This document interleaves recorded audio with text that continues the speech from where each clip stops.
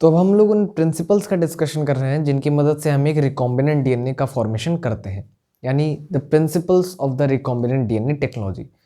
तो प्रिंसिपल्स में सबसे पहला चीज़ तो हम लोग ये डिस्कस करते हैं कि आपको एक डीएनए आइसोलेट करना है, तो आप वो डीएनए आइसोलेट करोगे कैसे, या आप अपना जीन ऑफ इंटरेस्ट कैसे आइसोलेट करोगे अगर हम ब्रॉड टर्म्स में देखें तो सबसे पहले हम लोग सीखेंगे आइसोलेशन ऑफ डीएनए या जीन ऑफ इंटरेस्ट हम कह सकते हैं। तो सबसे पहले हम डीएनए तक पहुंचेंगे। डीएनए तक पहुंचने में सबसे पहले हमारे पास आती है एक सेल। अब हमें इस सेल को तोड़ना पड़ेगा। इसके लिए हम क्या यूज़ करेंगे? लाइटिक एंजाइम्स का यूज़ करेंगे। लाइटिक एंजाइम्स इस बात पर डिपेंड करेंगे कि नेचर ऑफ सेल कैसा है। काइटिनेज, लाइपेज, प्रोटीज, हम बहुत सारी चीज़ों का यूज़ कर सकते हैं। काइटिनेज अगर फंगल सेल वाला हो गई तो उसका यूज़ कर लेंगे, ठीक है। तो सेल के नेचर पर ये डिपेंड करेगा कि कौन सा लाइटिक एंजाइम हम चूज़ करेंगे। लाइटिक एंजाइम्स पर हमने डिस्कशन किया हुआ है। इसके बाद जब सेल का ब्रेकडाउन हो जाएगा, हम उसको क्या करेंगे? सेंट्रीफ्यूगेशन कर देंगे। सेंट्रीफ्यूगेशन में क्या होगा? जो सेडिमेंटेड पार्टिकल होंगे वो सेटल डाउन हो जाएंगे और लो मॉलिक्यूलर वेट के पार्टिकल्स ऊपर फ्लोट करने लगेंगे। अब इसमें हम बात करें तो यहाँ पर डीएनए भी होगा, आरएनए भी होगा, प्रोटीन्स भी होंगी। तो हमें क्या करना पड़ेगा?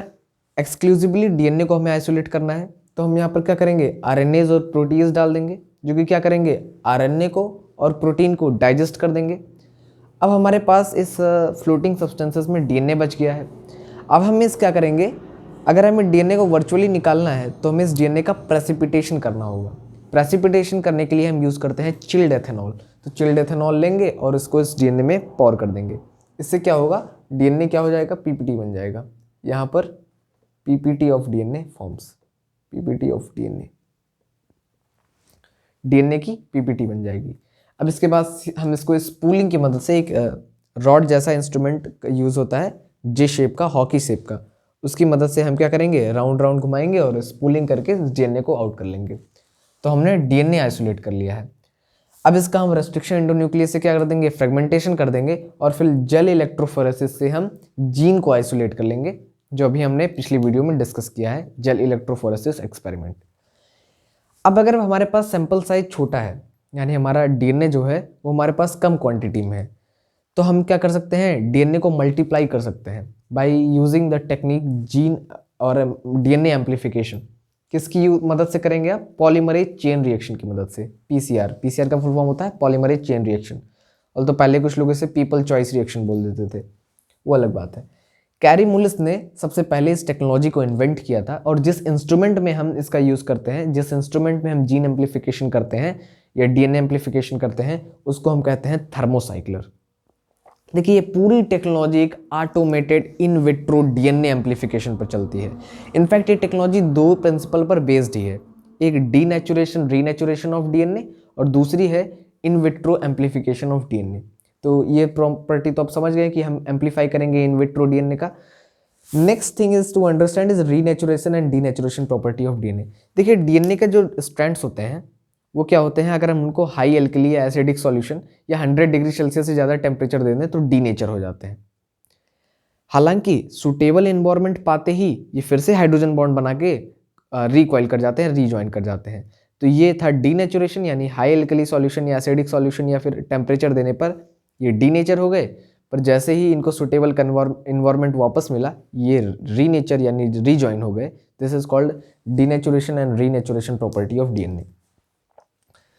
अब बात आती है कि जीन एम्प्लीफिकेशन आप करोगे कैसे, यानी ये थर्मोसाइक्लिक मोटा माटी वर्क कैसे करता है। तो इस 3 सिंपल स्टेप्स होते हैं। सबसे पहला डीनेचुरेशन स्टेप। इसमें क्या होता है? डीएनए डीनेचर होगा, यानी हम टेम्परेचर कितना रखेंगे? 94 डिग्री सेल्सियस, 94 डिग्री सेल्सियस। अब डीएनए डीनेचर है। अब हम एक्सपेंडोर्फ ट्यूब में उससे पहले ही कुछ सबस्ट्रेट्स डाल देते हैं, जैसे कि आरएनए प्राइमर। 2 सेट्स डालते हैं, 2 अलग अलग सेट्स ऑफ प्राइमर डालते हैं। अब ये इसके दोनों एंड्स पर जाकर प्राइमर जुड़ जाता है।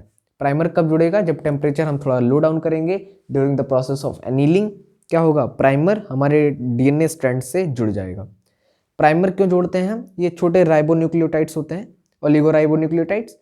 इनका वर्क होता है to start the DNA replication process, क्योंकि हमारा डीएनए जो है, डीएनए पॉलीमरेज, वो सीधा सीधा नहीं बना सकता है डीएनए के स्ट्रैंड से ही, उसे एक आरएनए टेम्पलेट की ज़रूरत पड़ती है to carry out the whole replication process. तो हमने प्राइमर्स का यूज़ किया है, ओलिगोराइबोन्यूक्लियोटाइड्स होते हैं हमारे प्राइमर जुड़ गया, एनीलिंग स्टेप में टेम्परेचर था 54 डिग्री सेल्सियस।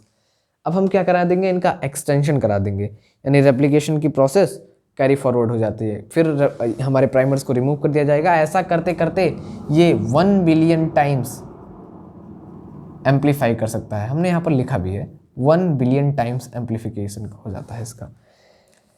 अच्छा, जहाँ पर हम इन सबस्ट्रेट्स को रखते हैं या डालते हैं उसको हम बोलते हैं एक्सपेंडोर्फ ट्यूब। एक्सपेंडोर्फ ट्यूब में आप क्या क्या डालोगे?